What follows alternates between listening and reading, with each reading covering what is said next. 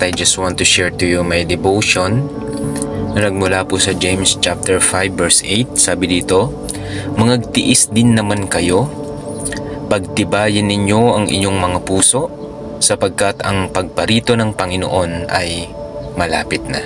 My rema here is be strong and courageous. One thing that I realize, habang papalapit pala yung pagdating ng Panginoon, the more na mas tumitindi yung deception at mga testing sa ating pananampalataya. Talagang alam mo yon, God is allowing these things to happen for us to be purified.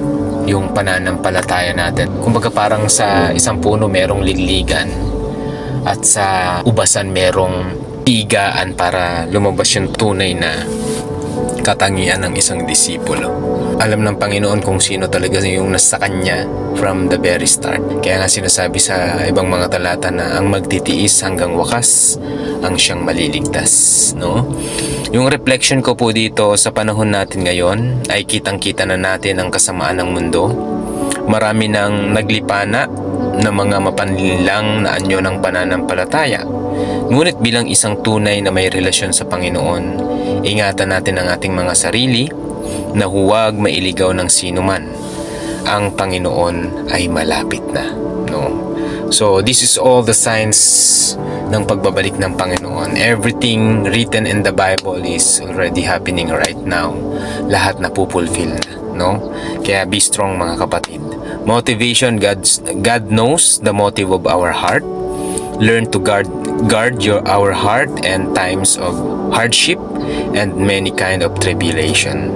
Always remember, God is with us. Hindi tayo pababayaan ng Panginoon. Kasama natin palagi siya. Yun yung pangako niya until the end of this age. Application, I will put and surrender my trust to God. Alam ko na hindi niya ako pababayaan. Sa anumang paraan ay di niya ako pagkukulangin. Sometimes kasi maraming mga naglilingkod sa Panginoon na bumabagsak when in times of needs, no? Alam naman natin, lalo kapag ka nagpamilya na, nag-asawa na, no, kadalasan kapag ka nagkatrabaho na, sometimes dyan maraming bumabagsak, no?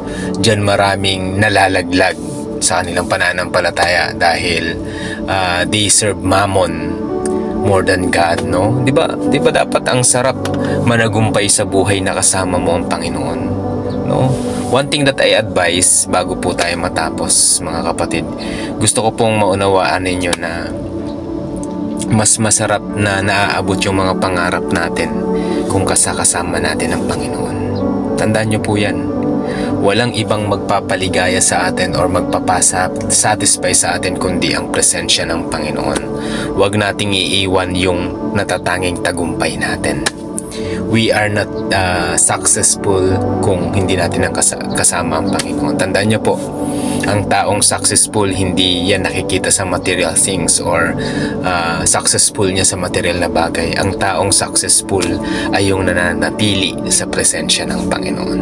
Okay? So yun lamang po, and God bless us all in Jesus' name.